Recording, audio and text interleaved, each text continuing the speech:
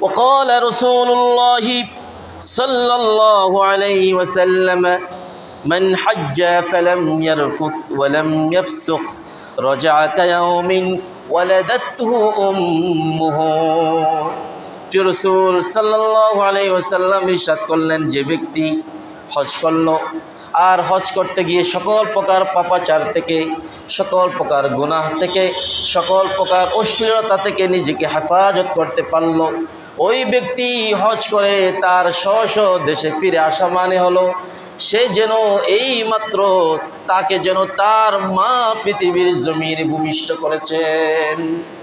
সুবহানাল্লাহ বিহামদি।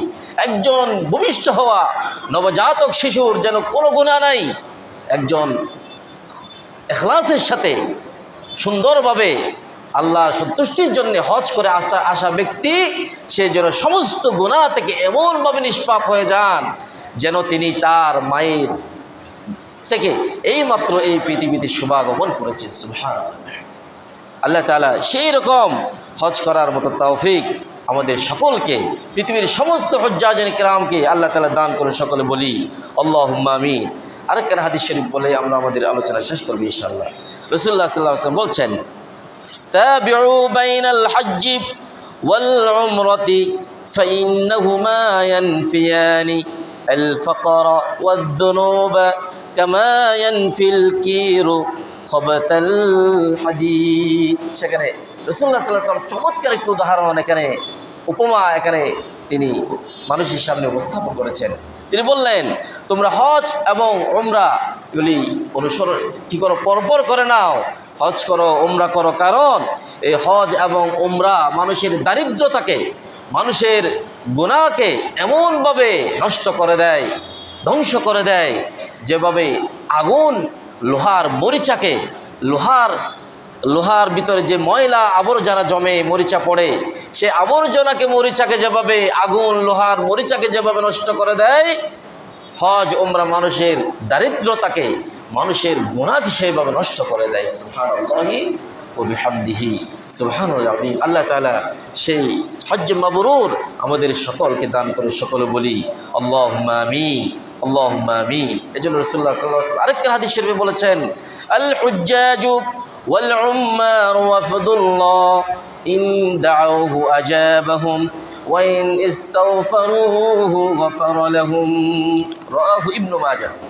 ইবনু মাজাহ আলাইহি রাহমাতুর বর্ণনা দিচ্ছেন, রাসূলুল্লাহ সাল্লাল্লাহু আলাইহি ওয়াসাল্লাম ইরশাদ করলেন, হুজ্জাজ এবং হজ এবং উমরাকারী তারা হচ্ছে আল্লাহর মেহমান।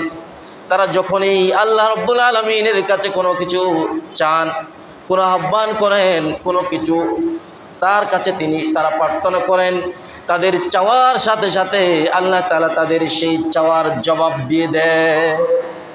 ওয়াইন ইস্তাগফারুহু গফারা লাহুম। যখনই তারা গুনাহ ক্ষমা চান, আল্লাহ তাআলা তাদেরকে ক্ষমা করে দেয়। সুবহানাল্লাহ। এজন্য আমাদের যারা হুজ্জাজি কিরাম, আমাদের দেশ থেকে আমাদের আত্মীয় স্বজন, আমাদের মুরব্বিয়ানে আযম, ভাই বন্ধু, আমাদের আসাতিজে কিরাম যারা যাচ্ছেন, তাদের কাছে আমরা দোয়া চাইব এবং তাদের জন্য আমরা দোয়া করব। তাদের কাছে আমরা দোয়া চাইব, দোয়া করব এই জন্য, যেহেতু তারা আল্লাহর মেহমান হয়ে যাবেন। সেখানে যদি তারা আমাদের জন্য দোয়া করেন, নিজেদের জন্য দোয়া করেন, মিল্লাতের জন্য দোয়া করেন, দেশবাসীর জন্য দোয়া করেন, আল্লাহ তাআলা তাদের দোয়া কবুল করবেন, তাদের ক্ষমা করবেন। ওয়াদা দিয়েছেন কে? আল্লাহ তাআলা।